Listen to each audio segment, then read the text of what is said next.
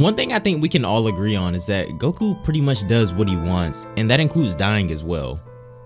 Goku's a fighter in every sense of the word imaginable, and if it means getting stronger, he'll even hire somebody to kill him. He's never really been one afraid of death, having experienced it a few times himself already, but he was always brought back. Even when he didn't really want to be, we could always count on him to return to Earth somehow. Goku's strongest foe ever is one that would have killed him no matter what though, if certain events didn't take place. In the Android saga, Goku contracts a heart virus that only Trunks knows about, so if Trunks never came back in time, Goku would have surely died, and in this story, that's pretty much what happens. Future Trunks never shows up to defeat Frieza or inform Goku of his virus. I'm not gonna lie to you guys, this is probably the saddest story I've come across yet, so if you're emotional, get your tissues ready. We start off at Frieza's ship that's landed on Earth. Since Trunks never showed up, Frieza and King Cold are left alone with the Z Fighters on Earth, and it looks like Piccolo will be the first one to fight because it doesn't seem that Goku will make it in time. Just as Frieza's about to kill him though, Goku uses his instant transmission to stop him in his tracks, and he shows off some pretty impressive Super Saiyan power, making quick work of Frieza. 3 years passed and something's bothering Piccolo. At that moment however, Goku shows up and says that he wants to train. Piccolo seems skeptical, but he entertains it anyway. He knows something's wrong though. Goku's visibly lost a lot of weight and he's become so weak that he can't even transform into a Super Saiyan for a simple sparring match. One thing that we've always seen throughout Dragon Ball is that Piccolo doesn't really know how to express his emotions, especially towards Goku. Angry at Goku's weakened state, Piccolo decides to end the match by incapacitating him. For Goku to be this drastically weakened, he probably doesn't have that much time left, and Piccolo knows this because Goku can barely put up a fight against him.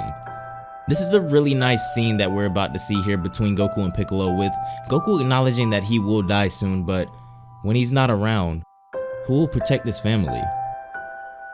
Even though Goku has never really been much of a family man, he still cares about his family, and that side of him definitely breaks through here as we see him worrying about what'll happen to Gohan when he passes, but of course Piccolo assures him that he'll always be there for him. This is when Goku starts to actually have sort of a mental breakdown. The senzu beans no longer work for him, but Goku wishes to die doing what he loves most, and that's fighting. Back at the house, Goku and Chi-Chi are reminiscing. Even though Goku is always out training, they've been through so much together. From fighting together to the birth of their first child, they had a pretty good time, but they both know that it's about to end soon.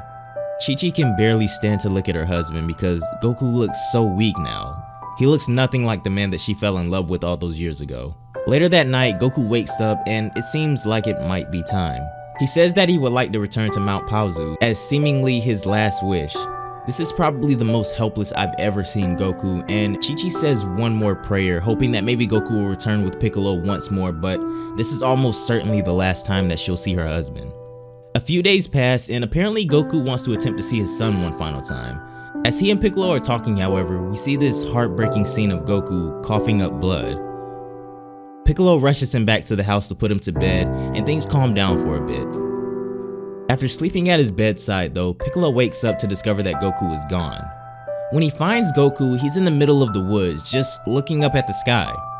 Then Goku raises his hands as if to prepare the spirit bomb, but this time is different. This is when Goku absorbs the planet's energy in order to transform into a Super Saiyan one final time. In order to die a warrior in battle, he asks Piccolo to train with him just once more. We shouldn't be surprised though, this is the only ending he would accept. The two have been sparring for most of the night, and when Goku wakes up, he's hanging on by a thread. This is without a doubt the end, but instead of fighting until his last dying breath, Goku actually accepts this fate. And then he starts glowing. This planet raised him, gave him friends, a family, made him the man he is today. In his final moments, Goku decides to give all of his energy back to the very planet that raised him, as a way to thank every living being on the planet and give back to his home. In a huge explosion of light, we see this, and in that same flash of light, Goku is gone.